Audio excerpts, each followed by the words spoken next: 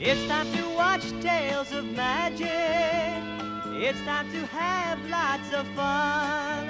So come follow me and you will see all your dreams become reality. Hansel and Gretel, a favorite story from the Brothers Grimm.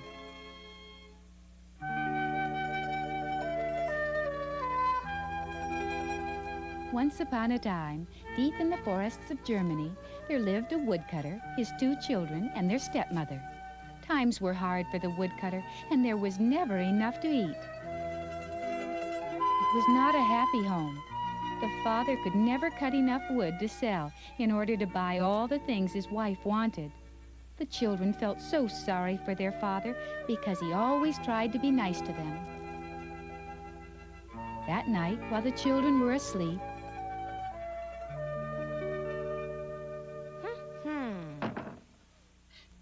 Now listen, husband. We have to do something to cut down on our expenses. We're going to starve if we don't do something right away.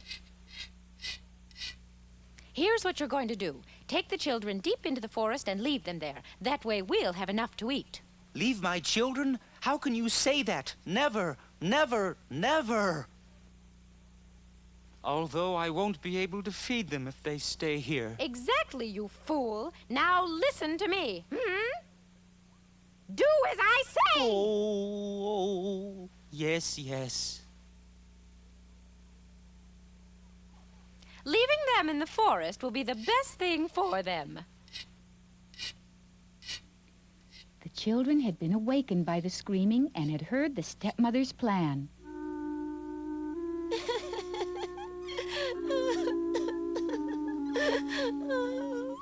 Don't cry, Gretel. I'll think of something. Hansel took a walk in the night air to try to think of a solution.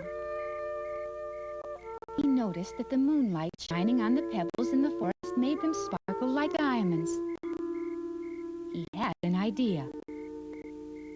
That's it. The next morning, the children were told that they were to come along into the forest to help gather wood, but they knew the real reason. What's this? What's Hansel doing? Why, he's dropping pebbles behind him as he walks. How strange.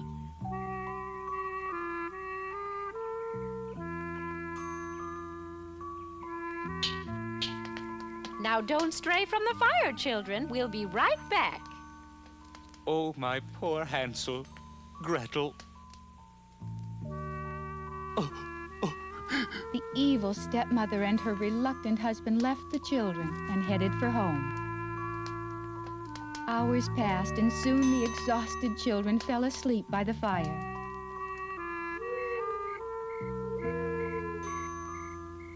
The children were awakened by the hooting of an owl and began to scream for help. Help!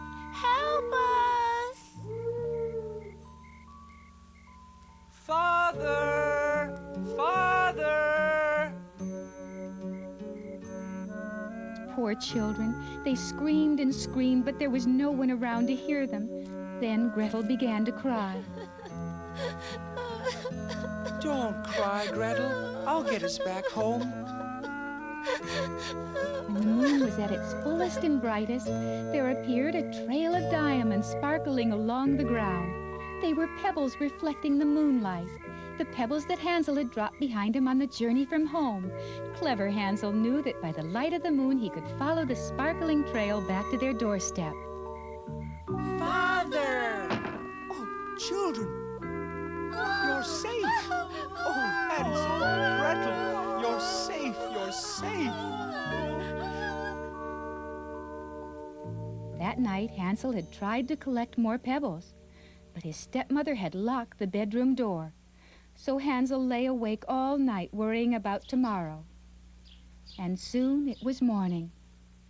At breakfast, the children were told that they once again would have to go into the forest to help gather wood. Hansel watched his stepmother carefully, and when she wasn't looking, he slipped some bread into his pocket. I wonder why. Poor Hansel and Gretel, how will they ever find their way back? The bread. Why, Hansel was leaving a trail of breadcrumbs. Oh dear, the birds are eating the bread. There'll be no trail left at all. Hansel and Gretel will never find their way back home. Those poor children, what will become of them? When their father and stepmother left, Hansel and Gretel tried to find their way back home. The children were frightened by the creatures of the night, but they knew they must keep searching for the way home. They bravely pushed onward, walking and walking. They were so exhausted.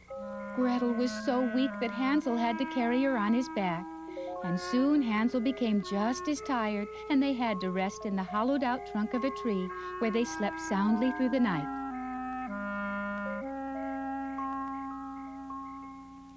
The next morning, Hansel and Gretel continued their search for the path home. They were so tired and so hungry. But then... Suddenly, they saw a beautiful candy house. Wow, it's candy! They raced Come to on, the house. let's go. Wow, real milk chocolate. Yes, and gingerbread, too! The children began to nibble on the house.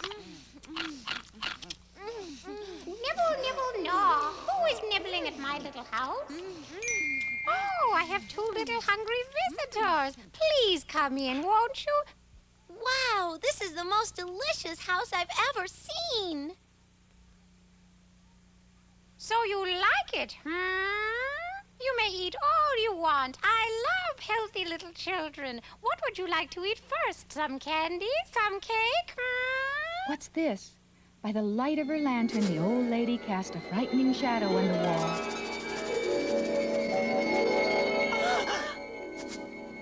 Something wrong? Oh, no. A witch. The candy. The cake. The house. I have tricked you, my lovelies.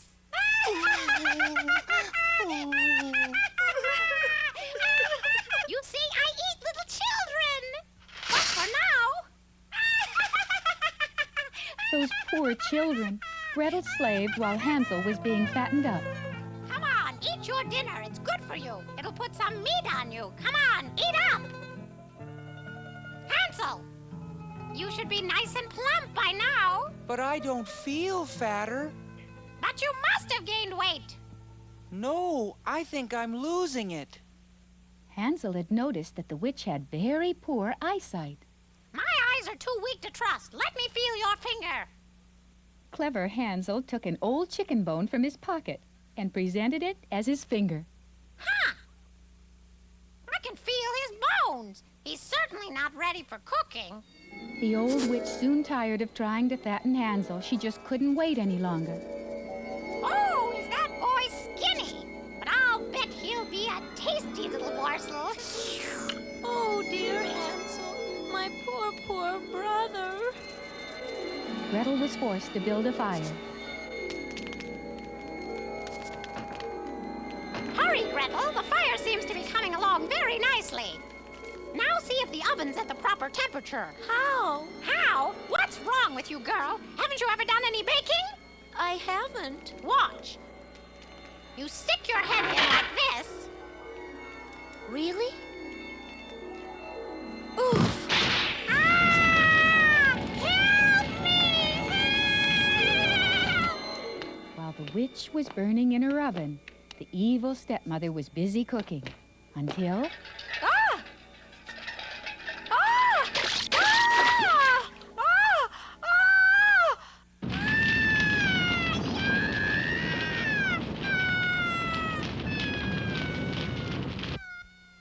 Gretel! Oh, Hansel! Gretel, you saved us. We're safe now.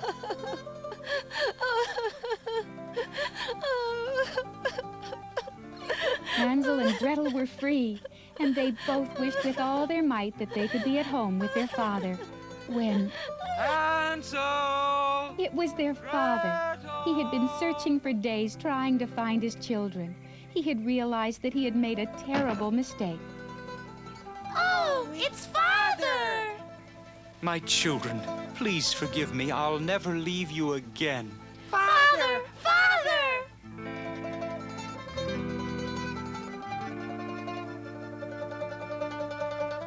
They began their long journey home. As they walked, the children told of their adventure with the evil witch. Their father listened intently and promised that from then on he would always protect them, and that he had banished his evil wife from the house forever. Now nothing could stand in the way of the family's happiness, and when they reached home, a joyous celebration marked the beginning of their everlasting happiness.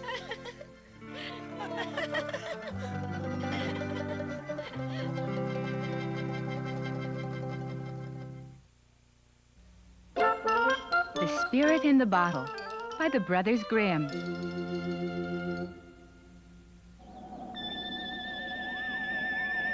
Many millions of years ago, long before animals or even plants had appeared on the earth,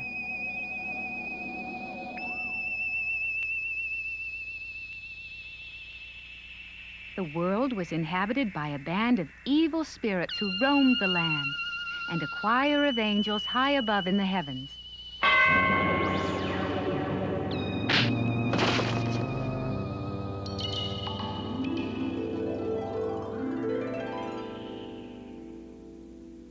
These evil spirits. I'd like to throw them all in jail. Something must be done. All those in favor of rounding up the evil spirits, say aye. Aye!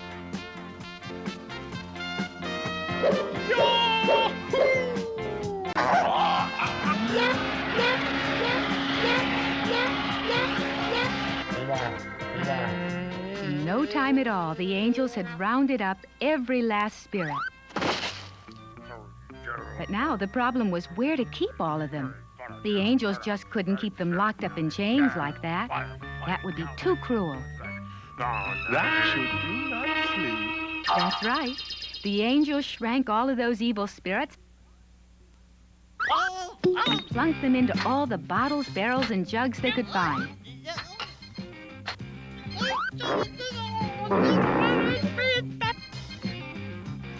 And when the evil spirits had all been safely hidden away, the angels scattered those bottles and things all over the world.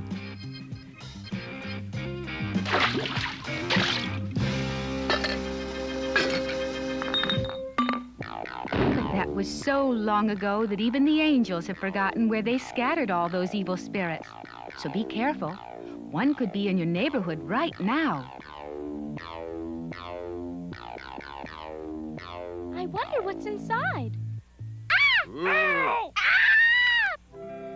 Not so very long ago, a very poor woodcutter lived alone in a dark forest. The woodcutter worked from very early every day to very late every night, doing his best to make enough money so that he could put some savings aside. The savings were a part of the woodcutter's dream. He wanted very much for his only son to become a doctor. But that was quite expensive, and it cost the woodcutter every spare penny he could make. But then, one day... Father, I'm home. Huh? What are you doing home in the middle of the week? It's not a school holiday, is it? Huh? No, it's not a holiday. I flunked out, that's all. Flunked out? Oh. Looks like I won't be becoming a doctor after all. It's good to be home. But that means all that money I worked so hard to save has all gone for nothing. Don't take it so hard, Father. Maybe I just wasn't meant to become a doctor after all. Don't worry, I'll be all right. Maybe I'll just stay here and become a woodcutter like you. Nothing wrong with that, is there? The son was too young to understand how disappointed his father was. Woodcutting was back-breaking work. He didn't want that for his son. He wanted him to become a great doctor, respected by one and all.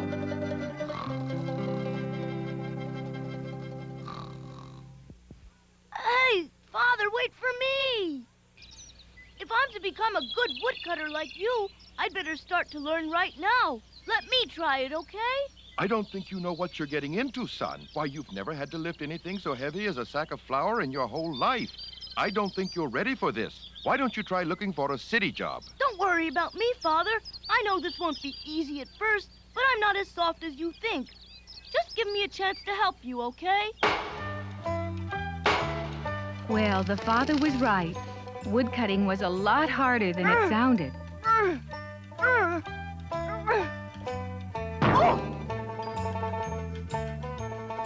were right. I don't think I'm going to make it as a woodcutter.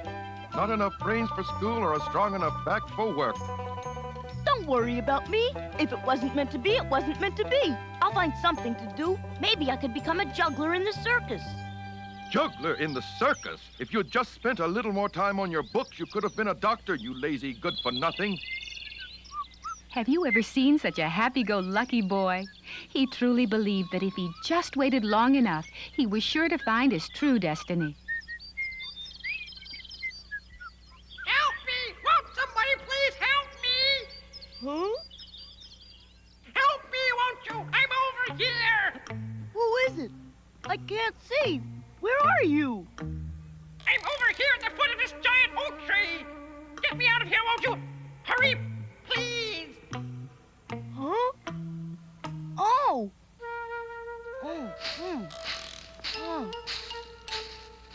Huh? Wonder what this is. Hey, get me out of this thing, won't you? What are you waiting for? Why, it looks like one of those evil spirit bottles. Hey, what's the matter with you? Can't you see I'm stuck in here? Of course, the woodcutter's son had never heard the story of the angels and the evil spirits, so he saw no reason not to let it out.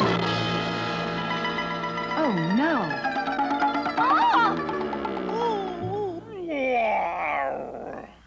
I haven't been able to stretch out for 1,000 years. 1, 2, 1, 2, 1, 2, 1. You gave me such a start that I fell down and bumped my knee. Who are you anyway? Why, I'm one of the most powerful evil spirits in the universe. Sure want to thank you for getting me out. I've got quite a treat for you, you know. Really? What is it? It's very special. I'm going to eat you for breakfast. What kind of treat is that? Remember, I'm the one that got you out of the You bottle. have to remember that I'm an evil spirit. You didn't expect me to be nice to you, did you? If I did that, I couldn't call myself evil. It's a great honor to be eaten by someone as powerful as me. Oh, let me out of here! No! No!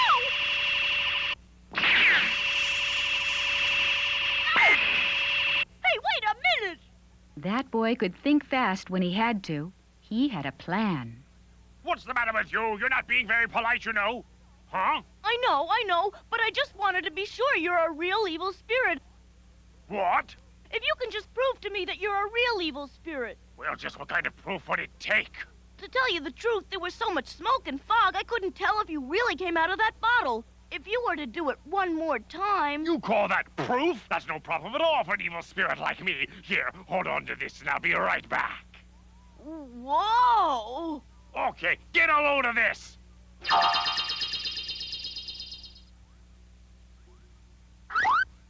Okay, that should prove it. Ouch! Hey, what's going on here? Let me out of here! If I let you out of there, you'll eat me for breakfast. You had your chance, but I outsmarted you. I guess you'll just have to get used to life in the bottle again. If you let me out, I'll give you a real treat.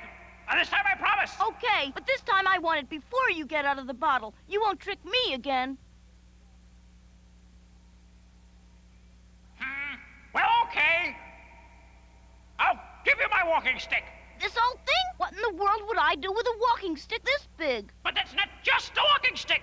See that button on the side? All you have to do is push it and the stick will cure any sickness in the world. It really will. I promise.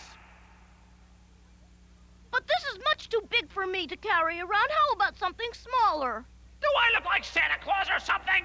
Well, if you'd rather stay in the bottle. Okay, you win. Try turning that button to the right. Like this? It was just as the evil spirit promised, so the woodcutter's son decided to test the stick's healing powers on his own bruised knee. Well, it may be an evil spirit, but as long as he's kept in that bottle, he knows enough to tell the truth. There! Now let me out like you promised, okay? But if I let you out, you'll just go back to your evil ways again now, won't you? Of course! What else is an evil spirit to do? I've had 1,000 years to think of 100 new dirty tricks. Looks like you'll have to stay in the bottle. What? But you promised! I really didn't mean to lie, but at least now you know how it feels. I can't very well let you out of there just so you can start playing dirty tricks. Now, can I? Bye. Wait a minute! Don't leave me here! You promised!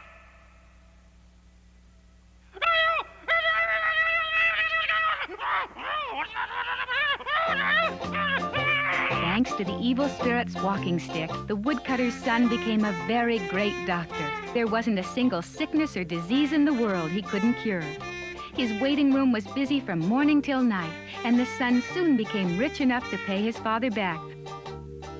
Okay, let me see that foot. There you go. Yippee! I'm cured! Yippee! Next, show in the next patient.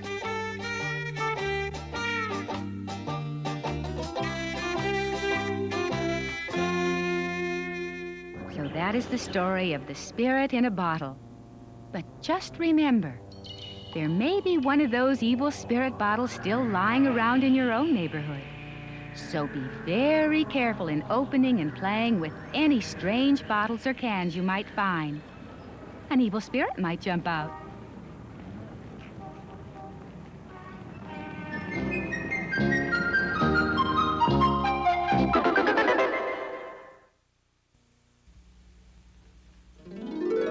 The Rainbow Bird, a Latin American Indian folk tale. Long, long ago, long before man or even the animals walked the earth, the world was ruled by our feathered friends, the birds. At that time, all of the birds lived in one huge forest.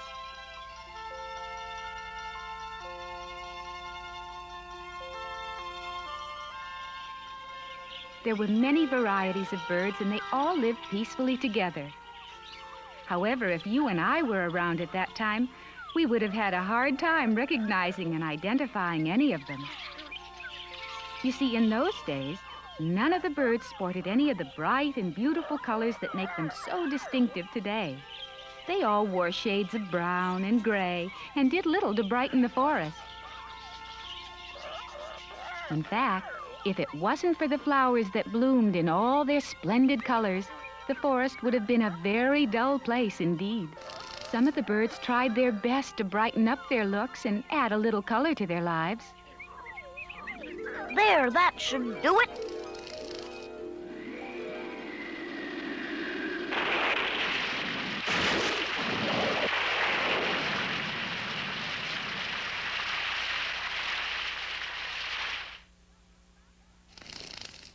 Well, how about it? Not bad, huh? What's the matter with him anyway? Hey! Oh. The birds tried everything they could think of to give themselves color. They tried to dye themselves with berries.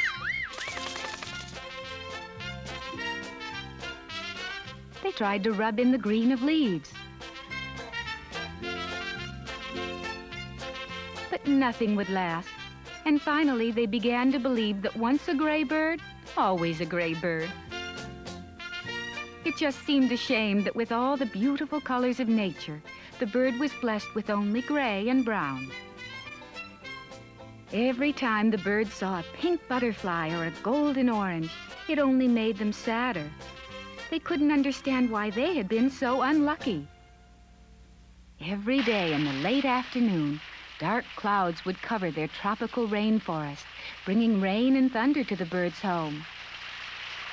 But it wouldn't last long, and when the clouds would disappear, a marvelous rainbow would appear. The birds of the forest waited eagerly each day to catch a glimpse of the rainbow. The butterflies and flowers were beautiful in their own ways, but nothing in nature could match the radiant beauty of the rainbow. To the birds, the rainbow was their own special treasure. And every time it appeared, they wished with all their might someday they too would be able to share some of nature's wonderful colors. But then one day, when the clouds parted, the rainbow appeared as always, yet something seemed very wrong. Huh? Do you see that? It was just as though the rainbow had somehow gotten dirty. Its beautiful colors were now dark and drab. The birds of the forest could not believe their eyes. They had so looked forward to seeing the rainbow after the rain. What would happen now? I wonder what could have happened to it. I wonder if it's caught a cold or something. Don't be silly. Whoever heard of a rainbow catching a cold? Well, you know, you never can tell. The birds sat watching and hoping that whatever was taking away the rainbow's color would disappear. But if anything, it seemed to be getting worse, until, all of a sudden, mysterious holes began to appear all over the rainbow. Oh, my goodness! The birds were heartbroken. What was happening to their treasured rainbow? Suddenly, a brilliant light appeared overhead. There, above the forest, flew a magnificent, multicolored, magic bird. It was a phoenix. The phoenix is a legendary bird of tremendous and mysterious powers, known to people all over the world. It lived in the heavens and had now come down to address its worldly cousins. My friends, one of my heavenly duties is to protect the rainbow. I have come to ask your help.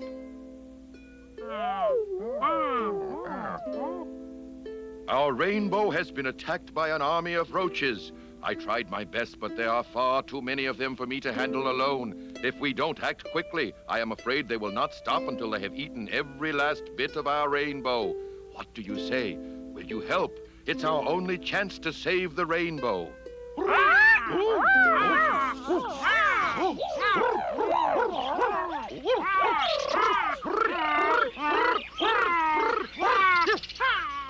You can count on me. Let's go, man. Those courageous birds quickly volunteered to follow the phoenix.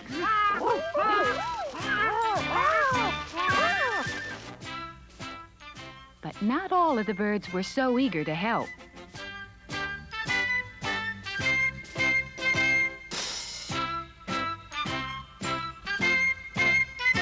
I just don't think it's any of our business. You should stay out of other people's business. Sure, I don't know how strong those bugs are, and I was getting tired of that rainbow anyway. The phoenix was very disappointed to hear such talk. But there was no time to lose, so he flew off, leading those birds that did care. Higher and higher they flew as they readied themselves to win back their beloved rainbow from the wicked roaches. But as they drew nearer, they began to fear they were already too late. The rainbow was full of holes, and the roaches showed no signs of stopping. Oh, dear! Look at those horrible roaches.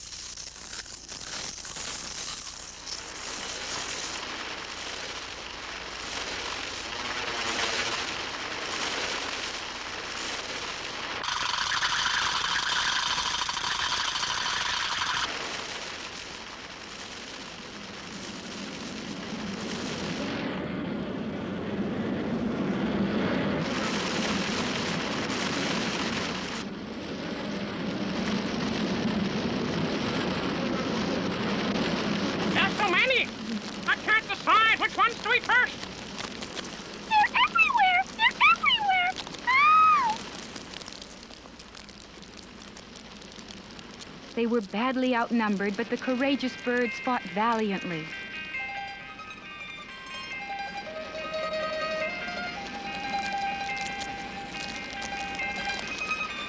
The battle went on, and eventually both roaches and birds began to drop from exhaustion.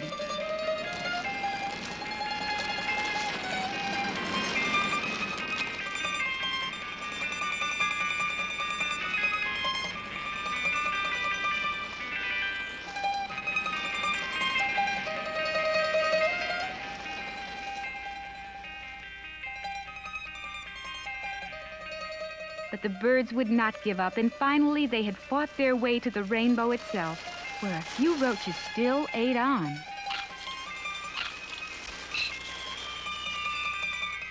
At last, the battle was over, and the birds had won.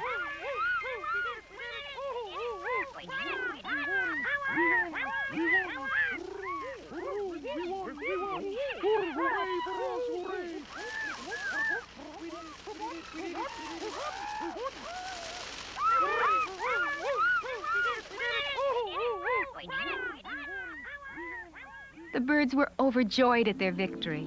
And then, before their very eyes, the rainbow renewed itself and shone as brightly as ever. In fact, to the birds, it seemed even more wondrous than before. Let's go! Let's go! All the birds flew as one up to the rainbow. And as they did, a magical thing happened. As each bird passed through the rainbow, its feathers were changed into one of the rainbow's many wondrous colors. When will the butterflies get a load of me? As your reward from this day forth, you shall all be birds of the rainbow.